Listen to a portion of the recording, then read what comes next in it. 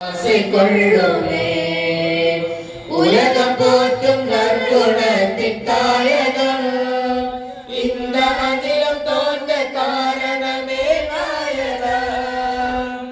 உலகம் போற்றும் நற்குணத்தின் தாயகம் இந்த அகிலம் தோன்ற காரணமே நாயகம். இரவும் தோற்று போகும் அழகின் பூரணம் அடைய வேண்டும் பாரதியின் பூமணம். நிலவும் தோற்று போகும் அழகின் பூரணம் நானும் அடைய வேண்டும் பாரதியின் பூமணம்.